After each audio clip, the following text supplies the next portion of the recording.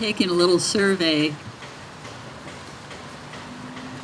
When we have our vigils, I've been doing this for many, many years, I always like to meet people who I don't recognize. And, just say hello. And I'm always interested how people found out about the vigil or the action or the rally or whatever it is. And I have to say that today, the Raging Grannies are really bringing us a lot of people.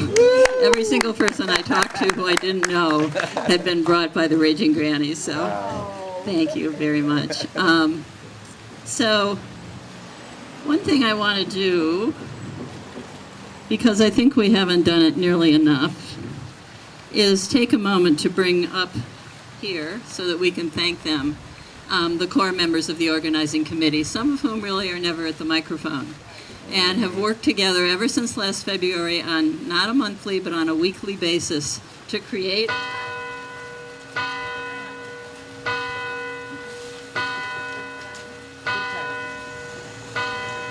all of these events. And I want to start with what I like to call the Holy Trinity, because there were three people who really stepped right up to make this happen. Claire Joy, come on up here. Rico Baker. Steve Bear, come on up here.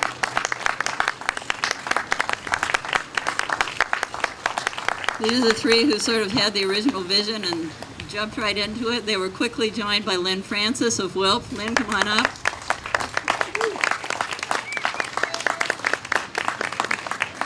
By Tatanka Bricka, of course, who we've seen a lot of, a microphone helping us through our programs. By Jack Tracy of VFW Post and of Veterans for Peace. By Satya Orion, who's a more recent joiner. And Perry Spencer, who's sitting over here under the Bodhi tree. I think is not going to. But so this is the Armistice Planning Committee that's done in. Oh, Jody, come on up. Jody's here too. Jody's been creating all these amazing posters. This beautiful poster for us, along with her daughter Leah. So let's just take that moment to thank all these people. I've been a tangential member, but this is the core group that's really been doing the work. So let's say that. Yay!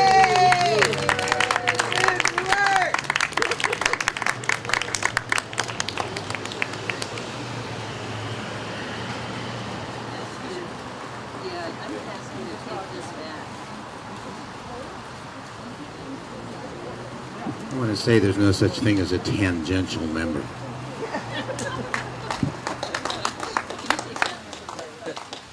So I know we've already heard a lot of words today.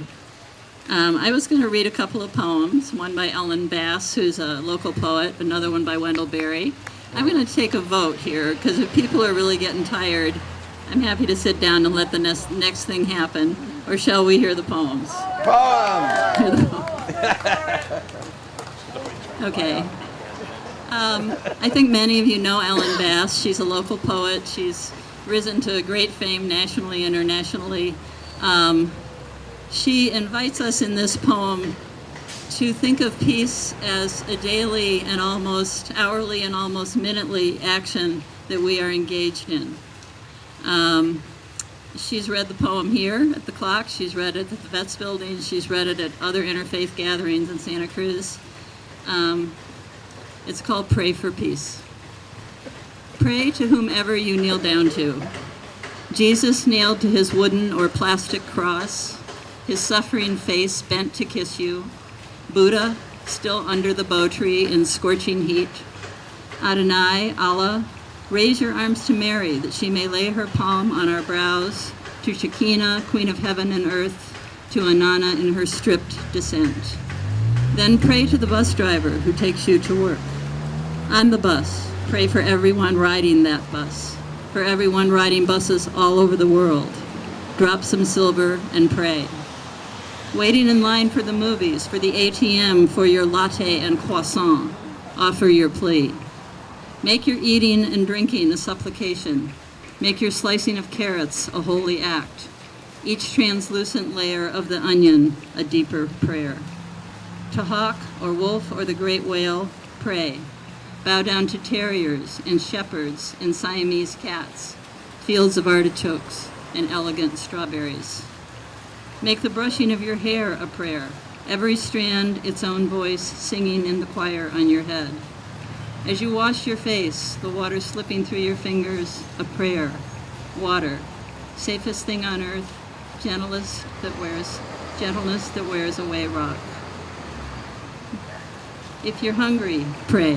If you're tired, pray to Gandhi and Dorothy Day, Shakespeare, Sappho, Sojourner Truth.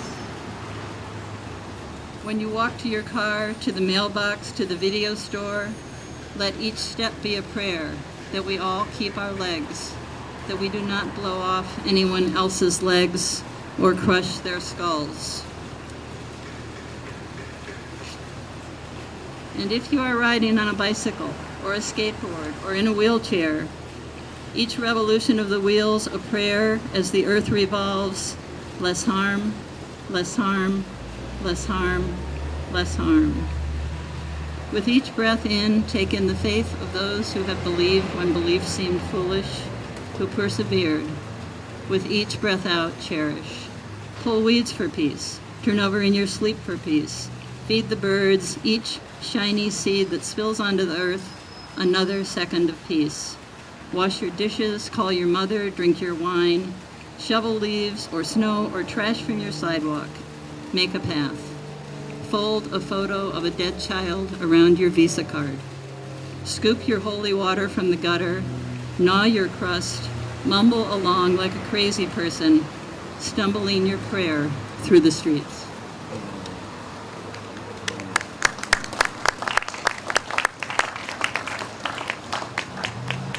I want to read one more. It's written by Wendell Berry, who, with that very sort of empathetic forgiveness of us, invites us to see peace as a time of respite. It's called The Peace of Wild Things. When despair for the world grows in me, and I wake in the night at the least sound, in fear of what my life and my children's lives may be, I go and lie down where the wood drake rests in his beauty on the water, and the great heron feeds. I come into the peace of wild things, who do not tax their lives with forethought of grief. I come into the presence of still water, and I feel above me the day-blind stars waiting with their light. For a time, I rest in the grace of the world, and I am free.